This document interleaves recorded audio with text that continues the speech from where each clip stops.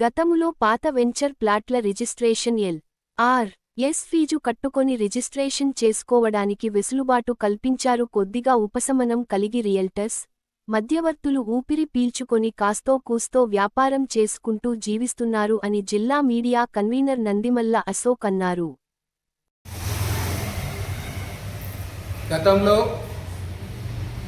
Real ఎస్టేట్లో సమూలమైన సంస్కరణలు తీసుకురావాలని గతంలో గౌరవ మాజీ ముఖ్యమంత్రి కేసీఆర్ గారు కొన్ని సవరణల ద్వారా కొన్ని రోజులు ప్లాట్ల రిజిస్ట్రేషన్ను పై ఒక చట్టం తీసుకురావడం జరిగింది. తర్వాత దానిని సమీక్షించి మళ్ళీ గతంలో వేసినటువంటి వెంచర్లలోని ప్లాట్లను ఎల్ఆర్ఎస్ కట్టి రిజిస్ట్రేషన్ తీసుకోవచ్చు అనే ఒక జీవో తీసుకురావడం జరిగింది. ఆ తర్వాత 2023లో ముఖ్యమంత్రి అయినటువంటి రేవంత్ రెడ్డి గారు, నేను రియల్ ఎస్టేట్ వ్యాపారిని, రియల్ ఎస్టేట్లో మీద ఆధారపడి లక్షలాది మంది జీవిస్తూ ఉన్నారు. రియాలిటీ వ్యాపారం వల్ల ఈ వ్యాపార ప్రభావం అన్ని వ్యాపారాలపై పడి ప్రజల్లో జీవన ప్రమాణాలు, ఆర్థిక వ్యవస్థ కూడా అభివృద్ధి చెందుతుందని ప్రగల్భాలు పలికినటువంటి రేవంత్ రెడ్డి గారు దొడ్డిదారుల జీవోలు ఇస్తూ ఇవాళ రియల్ ఎస్టేట్ వ్యాపారాన్ని కుదేలు చేయడాన్ని నేను తీవ్రంగా ఖండిస్తా ఉన్నాను.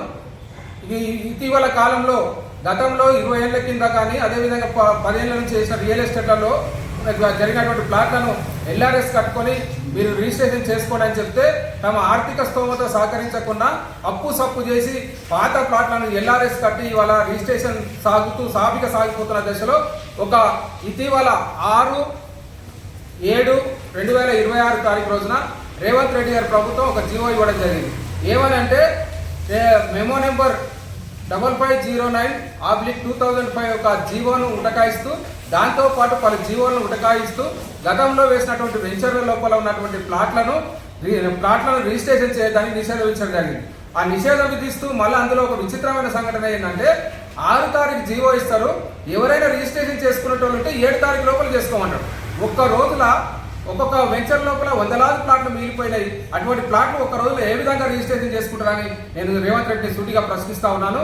ఇవాళ రియల్ ఎస్టేట్ వ్యాపారం ఇప్పుడిప్పుడే పుంజుకుంటున్న తరుణంలో రేవంత్ రెడ్డి గారు వారు మళ్ళీ రియల్ ఎస్టేట్ పాతాళ లోకానికి తొక్కాలని చూస్తున్నారు. ఇవాళ మూలిగా నక్కపోయిన తాటికాయ పడ్డట్టు రియాల్టర్ల మీద మళ్ళీ ఒక పెద్ద భారం మోపడాన్ని మేము తీవ్రంగా ఖండిస్తా ఉన్నాం. ఇప్పటికే రియాల్టర్లు ఎన్నో కొన్ని కోట్ల రూపాయల పెట్టుబడులు పెట్టి ప్లాట్లు పోక ఆత్మహత్యలు చేసుకున్న దాఖలాలు కూడా ఉన్నాయి. అదేవిధంగా ఈ రియల్ ఎస్టేట్ వ్యాపారం పైన అనేక మంది మధ్యవర్తులు కానీ ఏజెంట్లు కానీ తమ జీవనోపాధిని ఏర్పాటు చేసుకొని లక్షలాది మంది బతుకుతా ఉన్నారు. ఇవాళ వాళ్ళందరూ కూడా రోడ్న పడాల్సిన పరిస్థితి వస్తుంది. కాబట్టి ఈ జీవోను వెంటనే ఉపసంహరించుకొని రేవంత్ రెడ్డి గారు వెంటనే ఈ జీవోను ఎత్తేసి మళ్ళీ పాత వెంచర్లో ఉన్న ప్లాట్లకు ఎల్ఆర్ఎస్ కట్టిన వాళ్ళందరూ కూడా రిజిస్ట్రేషన్ చేయడానికి జీవో ఇవ్వాలని నేను డిమాండ్ చేస్తా ఉన్నాను. ఇవాళ రేవంత్ రెడ్డి పుణ్యమా అంటూ ఇవాళ ఈ తెలంగాణ ప్రాంతంలో ఒక్కొక్క ఎకరానికి ₹1,00,00,000 ధర పలికింది మొన్నటి వరకు. కానీ ఈ మహానుభావుడు ముఖ్యమంత్రి పదవి స్వీకరించిన తర్వాత ఇవాళ ఆ ₹1,00,00,000 ఎకరం ఇవాళ 30 లక్షలు కూడా పోయే పరిస్థితి లేదు. ఇవాళ ప్రజలందరూ కూడా పిల్లల భవిష్యత్తు కోసము, అదేవిధంగా వాళ్ళ వివాహాలు చేయడానికి, వాళ్ళ పెళ్లిళ్ళు చేయడానికి, వాళ్ళ ఇంటి నిర్మాణాలు చేయడానికి నాకు ఎకరా పొలం ఉంది, నేను అమ్ముకుంటే ₹1,00,00,000 వస్తాయి, నేను పెళ్లిళ్ళు పిల్లలను చదివించుకోవచ్చు అనే ఒక చదువుతున్న ధైర్యంతో ఉన్నప్పుడు ఇవాళ వాళ్ళ ధైర్యాన్ని అంతా కూడా ఈ రేవంత్ రెడ్డి హరించిందని కూడా ఈ సందర్భంగా మనం చేస్తున్నాం. ఇవాళ ఎకరా పొలం 30 లక్షలు ఇస్తాంటే కూడా కొనే పరిస్థితులు లేరు. వాళ్ళందరూ ప్రజలు కూడా దిగాలు పడి ఉన్నారు. ఈ రేవంత్ రెడ్డి ముఖ్యమంత్రి అయిన తర్వాత రైతాంగాన్ని విస్మరించిండు, రియాల్టర్లను విస్మరించిండు, విద్యార్థులను విస్మరించిండు, నిరుద్యోగులను విస్మరించిండు, ఇచ్చిన హామీలను నట్టేట ముంచి పడేసిండు. ఇవాళ రాష్ట్రం దివాలా తీసే పరిస్థితిలో ఉన్నది.